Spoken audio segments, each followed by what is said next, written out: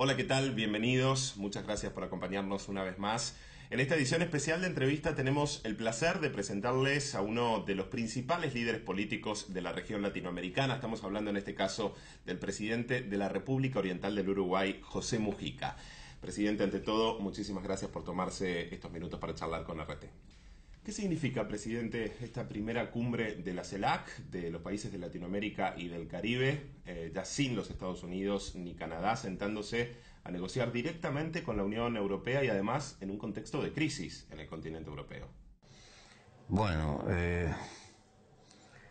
a los tumbos, como podemos. Los latinoamericanos estamos en un proceso que intenta y que trata de construir una especie de alero común que nos cobije. El mundo se nos está achicando, hay una explosión tecnológica y de capital enorme, una agresiva prepotencia de capital financiero por todas partes. Y por historia, por mística, si se quiere, pero eso en todo caso es una pasión de los que pudieron leer algún librito, no es necesariamente lo que sienten las masas. Sentimos que nos tenemos que defender. Y cuando sos chico, para defenderte tenés que juntarte con tus iguales. Claro que los iguales no son tan iguales. Y tienen diferencias. Y tienen sus distancias. Y tenemos muchos años, siglos, donde cada ciudad importante miraba para otra parte del mundo. Pero estamos en ese proceso de acercamiento. ¿Qué falta? Hablaba de las diferencias y pienso en el Mercosur, donde el Uruguay ha planteado precisamente esas diferencias entre los socios, esas desigualdades con Argentina y con Brasil. ¿Qué falta para eliminar? Por supuesto. El Estado Nacional a todos nos hace trampa por todas partes. Y mucho más quienes estamos en política, que estamos en un corto plazo y tenemos que dar cuenta a nuestras sociedades. Y a veces lo inmediato, casi siempre, nos entibia frente a la batalla de lo que es estratégico y de largo plazo. La política está sujeta a volar como las perdices, cortito y rápido. Y se está necesitando política de largo aliento en un mundo que se globaliza. Estas son dificultades de camino, por eso dije andamos a los tumbos. Pero nos ha costado casi 70, 80 años hacer una reunión sin que esté el patrón del norte. Mucho tiempo, ¿verdad? Y juntar los pueblos del Caribe, ese montón de islas que hablan inglés, etcétera, pero son como nosotros, en el fondo, esencial. Estamos andando. Pero tal vez la marcha y las necesidades de la historia son más rápidas que lo que nosotros podemos andar. Yo siento que hay un desfase entre la realidad y lo que puede lograr la política. La política no está a la altura de los desafíos de la realidad. Seguimos enredados, muy enredados en el Estado Nacional. ¿En los nacionalismos? En los nacionalismos y en la visión corta. El nacionalismo es un sentimiento glorioso, que además no es una cualidad humana. Hasta los teros son, a su modo, nacionalistas. Nunca se van del bañado donde nacieron, salvo que no tengan más remedio. Hay montones de animales que tienen un espíritu comarcano, le marcan territorio, etcétera. Nosotros somos más complicados, tenemos que construir un Estado y todo eso. Pero ese sentimiento de pertenencia a algún lugar me parece que es una cuestión natural del hombre. Pero claro, hay otras cosas en el mundo, este aparataje que tienen ustedes acá, esta comunicación al instante que se ve acá y se puede ver en Pekín. Estamos en el borde de otra civilización. Hay un mundo digital. Vuestra generación tiene amigos que ni se conocen, muy lejos. Las redes sociales. ¿Verdad? Se está creando otra cosa, está apareciendo otra cosa. Y la política sigue discutiendo más o menos en términos muy anquilosados, muy parecidos. Y nos alejamos de algunos valores. Y hay mucha gente infeliz en el mundo, no solo pobre. Acá nos preocupamos solo por los pobres y tenemos que empezarnos a preocupar por los infelices. La soledad de las grandes ciudades. El estar solo en el medio de la multitud. ¿Por qué? Bueno, porque hay otra serie de cosas. Y la política no toca eso. Eso sí, si los bancos se funden tienen que tapar los agujeros de apuro, aunque le haga un recorte a todo el mundo. Salvarlos. Sí, baja las prestaciones sociales y tiene que salvar a los bancos. Bueno, esta es una de las cualidades quizá por las cuales usted es uno de los presidentes más respetados en Latinoamérica, por su estilo de vida austero, digamos, que tiene que ver con esto que está diciendo ahora.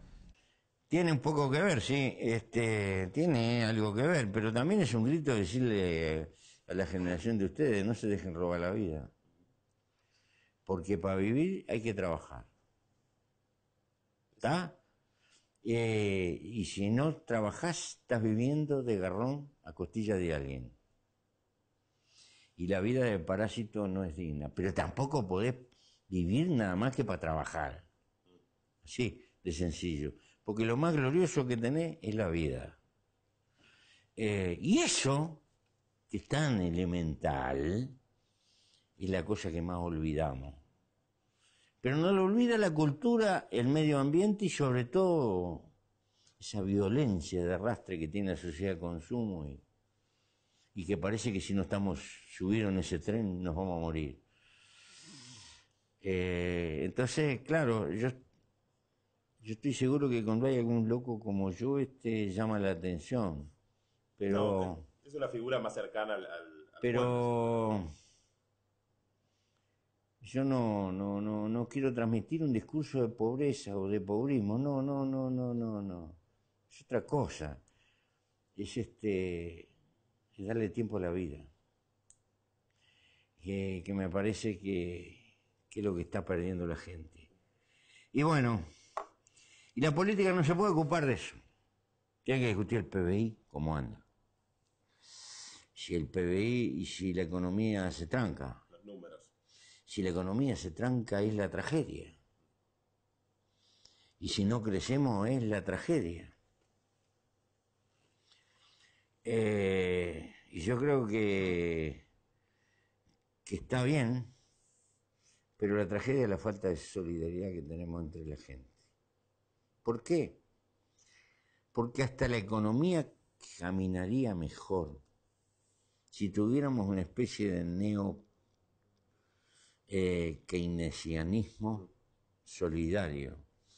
Si los pueblos, si las sociedades ricas se acordaran del mundo pobre y le dieran una mano al mundo sumergido, movilicen la economía. Terminan con el paro.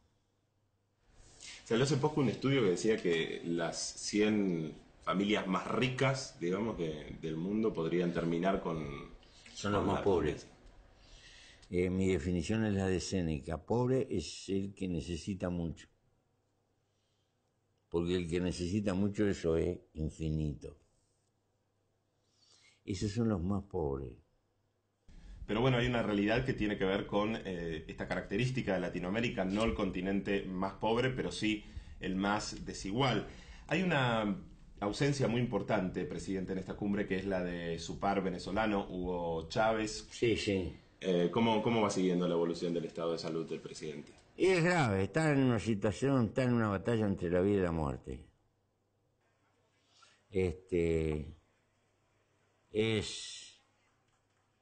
Es una figura ya legendaria.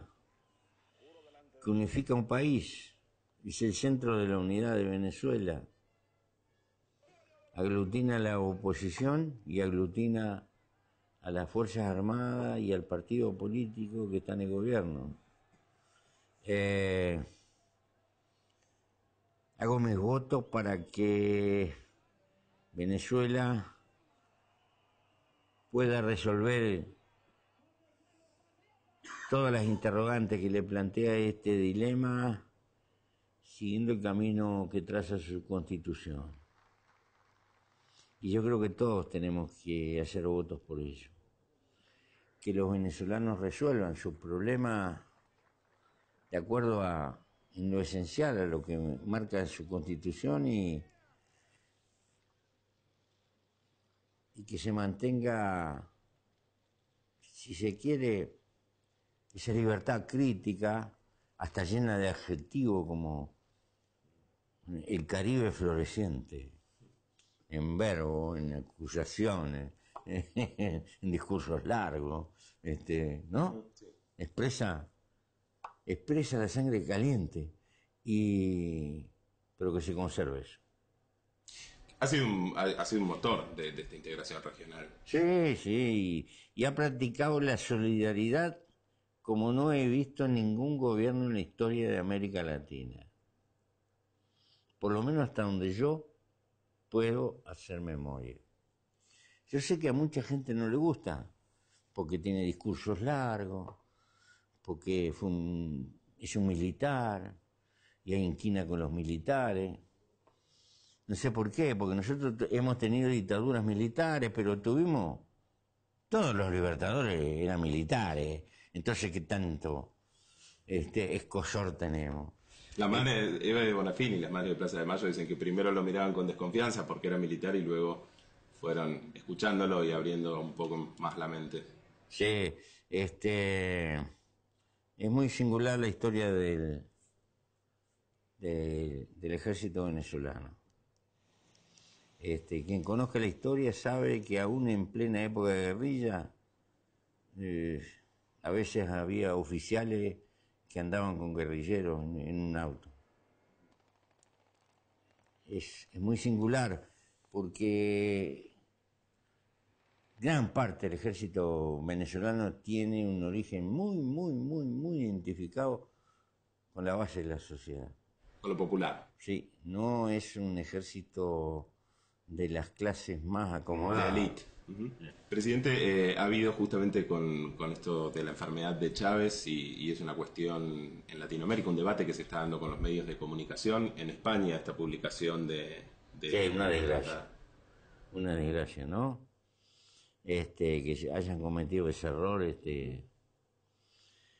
yo creo que es ese afán periodístico de tener la primicia y todo eso que a veces hace jugar mal. ¿Cree que hubiera pasado con un presidente europeo en la misma situación? Desgraciadamente creo que sí. Si creen que es una noticia bomba, creo que pasa. ¿Sí? Porque se ha cuestionado eso, digamos. Como... No, ¿se acuerda de la princesa aquella que se mató? Lady La persiguieron hasta abajo del catre. Sí. Yo creo que la noticia se transforma en... pero bueno, otra gente puede pensar, yo no quiero llevar que solo hay animosidad de carácter política, que la puede haber, pero también es la competencia despiadada entre los medios también. Hay que competir, hay que ser eficiente en la competencia. Vamos arriba, ¿no? Sin límites. Parece que los límites que no. Y esas cosas son malas jugadas. Yo creo siempre hay límites, siempre hay barreras, siempre hay topes éticos de que no se deben de trasvasar. Mi país tenía una tradición, las cuestiones personales, familiares, en el gran debate político no se tocaba, no se entraba. Es casi una tradición. ¿Se respeta todavía? Bueno, la televisión argentina nos viene carcomiendo. Me parece que va a quedar por el camino. Pero era una tradición uruguaya. Bueno, esperemos que no. Lo personal no se tocaba, ¿no? Debates parecidos entre Uruguay y la Argentina, la ley de matrimonio igualitario, por ejemplo, que ha sido ya aprobada en la República Argentina y que se está debatiendo en el Uruguay, o la despenalización también del consumo de marihuana, que al revés se debate en el Uruguay, todavía no se ha comenzado a debatir en la Argentina. Otros temas como el aborto. ¿Qué opinión tiene sobre eso? Nosotros lo aprobamos y ya se está ejecutando. ¿Cree que va a salir la ley, por ejemplo, de matrimonio igualitario? Sí, no tengo duda. Sí. Sí. Tampoco me como la pastilla, ¿eh? Porque hay una izquierda que se olvidó de discutir la lucha por el poder y ahora se entretiene discutiendo el matrimonio igualitario. Las parejas del mismo sexo han existido toda la vida. Toda la vida, son más viejas que el agujero del mate. Y miremos la historia antigua. Probablemente Patroclo y... Sí, algo había. Seguro. Y Alcibíades pasó a la historia como el marido de todas las mujeres y la mujer de todos los maridos. Y Julio César, Julio César. Y bueno, entonces, ¿qué nos vamos a valorizar ahora? Nos parece que descubrimos una cosa. Con la despenalización de la marihuana pasa algo que es un debate más curioso, porque tiene que ver con dónde se concentra la lucha, ¿no? Contra el problema de fondo que no, nosotros no centramos el análisis en que la definición sería la regulación del mercado de la marihuana, que no es la legalización tampoco. Nosotros creemos que el narcotráfico, no la droga, el narcotráfico, es el peor flagelo que estamos soportando crecientemente en América Latina. Y no defendemos ninguna adición. Pero la vía represiva viene fracasando. Ya llevamos muchas décadas y viene fracasando. Entonces, nosotros decimos, hay que tratar de arrebatarle el mercado, sacarle la razón de ser, que es arrebatarle el mercado. La regulación por parte del Estado, que sería el encargado a través de los servicios de salud, de arreglar la forma que se vende, cómo se consume, identificar a la gente y ver qué se está pasando con esa identificación de la raya, hay que darle una mano y hay que atenderlo. Nos parece la mejor manera de enfrentar el asunto. Pero nosotros, ¿por qué? Porque si no dejamos ese mercado que existe en manos de un negocio que está perturbando porque ha traído violencia, el sicariato, como dicen en México, plata o plomo. Corrompe los aparatos represivos. En algunos lugares han nombrado esta candidatura. Hay un estado en la punta de África que dicen que prácticamente está copado.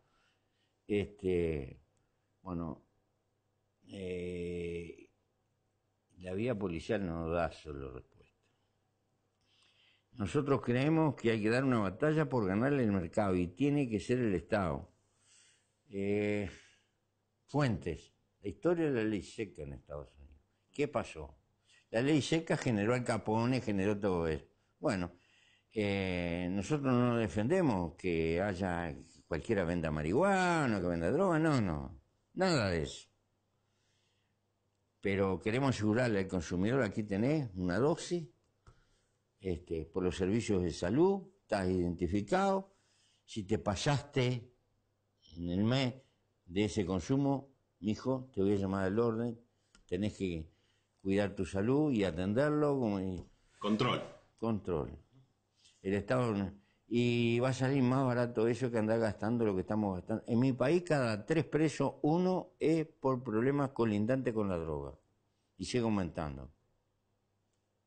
Presidente, le quiero volver a preguntar por las relaciones entre los miembros del Mercosur, porque se habla mucho de los vínculos entre Uruguay, la Argentina, Brasil, sobre descontentos, roces. ¿Cuál es la realidad de estos vínculos? ¿Qué relaciones hay con la presidenta Cristina Fernández de Kirchner, con la presidenta Dilma Rousseff? ¿Cuáles son los vínculos verdaderos? Hemos luchado por ser un país puente. somos un pequeño país que nos toca vivir, alguien nos definió un algodón entre dos cristales. Algunos nos quisieron inventar como país tapón, queremos ser un país puente de comunicación y de relación de esos dos gigantescos escenarios. Pero hay diferencias de carácter que son notorios. Nosotros tenemos una enorme simpatía con el pueblo argentino, una identidad. En el único lugar del mundo donde los uruguayos no se sienten extranjeros es en la Argentina, y viceversa. Es prácticamente lo mismo. Por eso, pero bueno, el modelo proteccionista que se lleva en la Argentina y eso tan cerrado a veces nos crea dificultades. Y tenemos ciertas dificultades en el río, queremos profundizar los canales, los intereses del puerto de Buenos Aires, que son los que inventaron, contribuyeron para que hubiera Uruguay, siguen estando presentes. Ya en 1790, en la época de la colonia, había líos entre el puerto de Montevideo y el puerto de Buenos Aires, así que esto es más viejo, es lejos. Viene de hace tiempo. Bueno. Y por último, presidente, me gustaría preguntarle qué es lo que espera como resultado de esta primera cumbre de la CELAC con la Unión Europea. Quisiera ver que Europa tiene voluntad de establecer acuerdos con el Mercosur. Ya no estamos con el mundo como estaba hace 10 años. El gran obstáculo que tuvimos para un entendimiento en materia de economía con Europa era la mayor competitividad de la agricultura, del agro en general, de nuestro frente al europeo. Pero ha cambiado sustantivamente, porque el principal cliente que tenemos ya no está en Occidente, está en Oriente. El primer cliente de Brasil, de Argentina, de nosotros, se llama la República Popular China. Entonces Europa no debe de temer tanto de que la vamos a avasallar con nuestra agricultura más eficiente. Pero bueno, ahora está con muchos problemas y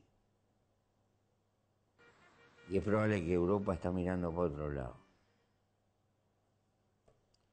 Es un momento de incertidumbre. Nosotros tendremos que tomar decisiones.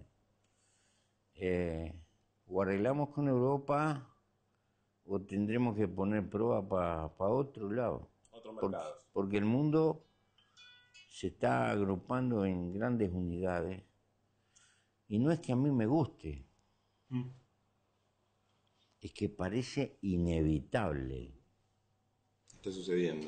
Está sucediendo, ¿verdad? ¿Rusia qué papel le parece que juega en esa construcción de mundo multipolar? Para nosotros como país es fundamental. Es fundamental. Más. Rusia debe tener un gran dilema. Si, como decía de Gaulle, Europa llega hasta los Urales,